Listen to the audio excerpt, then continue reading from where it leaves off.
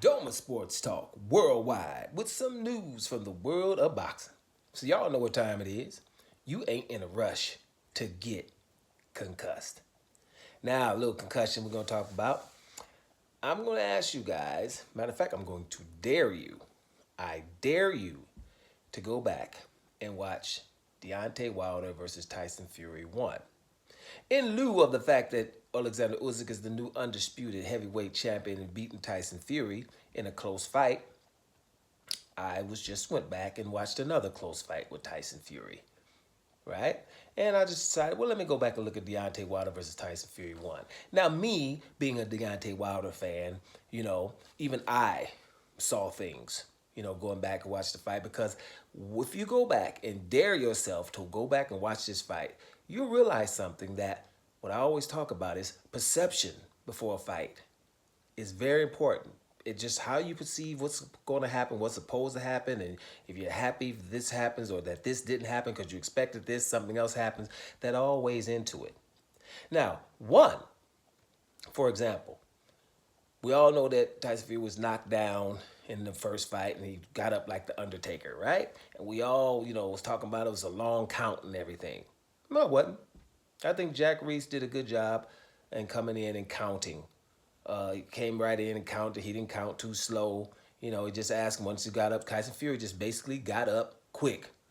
He looked, he saw his eyes look at him counting about 5 or 6, and Tyson Fury said, well, I got to get up immediately, and got up. At 9, Jack Reese asked him, can you continue? And he said, yeah. We'll walk over this way, walk over that way. So I don't think it was a long count. I've seen longer counts. I'm just going to clear that up from jump so we can get some objectivity out of here, right? Now, beware, because if you despise Deontay Wilder, then you probably be able to block out what you're about to see. But if you're on the fence about how Deontay Wilder is and stuff like that, beware. It's going to be like that movie, The Sixth Sense. I see dead people. You're going to start seeing stuff, because you've been told Deontay Wilder is a one-trick pony.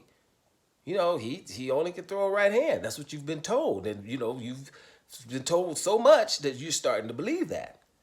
Now, be careful what you're about to watch. First of all, Deontay Wilder was 212 pounds. Tyson Fury was 256 pounds. There's a 44-pound difference here. Deontay Wilder was introduced first, even though he was the champion. Tyson Fury was on the couch. Deontay Wilder got him up. But Tyson was lineal champ. Deontay Wilder let him even go second. Didn't have no negotiation problems, right? 50%, get up. I'm trying to get you because I was going through this Anthony Joshua stuff and, man, whatever. You get up. You don't want to beat Klitschko anyway. Get up, get yourself together, 50-50, you can come out second.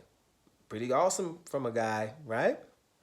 So, Deontay Wilder comes out there, and you would think, from what you've been told, right? You got to remember, we all know Tyson Fury was knocked down in 2 separate rounds, right? So those are 10-8 rounds. I think round 9 and round 12, right?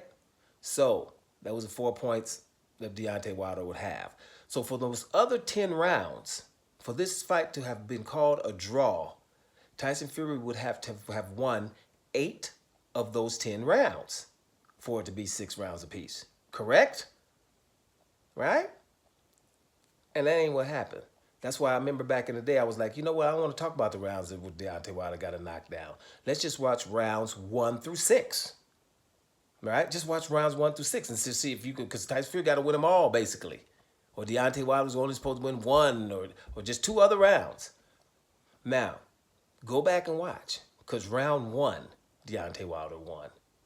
Right? Just watch it yourself and make sure that you score the fight. Wilder won 1. I think Wilder won 2 as well. His defense is underrated. They were both landing jabs, because Deontay Wilder ain't supposed to have one. You're going to see a few jabs landed here, right? I think Wilder won round 3 too, because he was most of the time he was the aggressor and landed more telling shots, right? Tyson Fury had his antics, would stick his tongue out or put his hands behind his back, but we're talking scoring here, right? Round 4, I gave a draw, right? Fury was landing some stuff too, but that Deontay Wilder was cutting off that ring real well for somebody who's a one-trick pony. Cutting off the ring real well, and his jab, this is not this right hand. Deontay Wilder jabbed, bloodied up Tyson Fury's nose in round 4, but I still gave it a draw, right?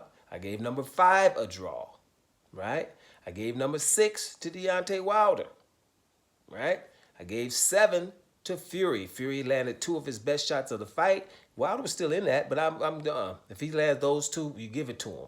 I gave round 8 a draw. 9, got to give to Wilder 10-8. That's where he knocked him down. But listen, here's how Fury comes. Round 10, Fury came back and won right after being knocked down in round 9. Fury came back and won that, right? Round 11, Deontay Wilder won, in my opinion. And round 12 was a 10-8 round. Even though Fury got up and handled his business, but after being knocked down like that, it is what it is. So that would have been 118-111 on my scorecard. But I'm biased. I'm a Deontay Wilder fan or a fanboy or whatever. You know what I mean?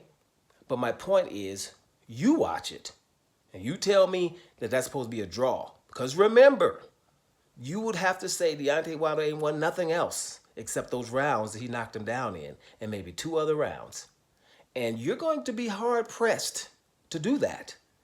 If you're on the fence with Deontay Wilder, what you think about him, you're going to be impressed with this. You're going to be like, damn, I didn't know he was throwing jabs to the body.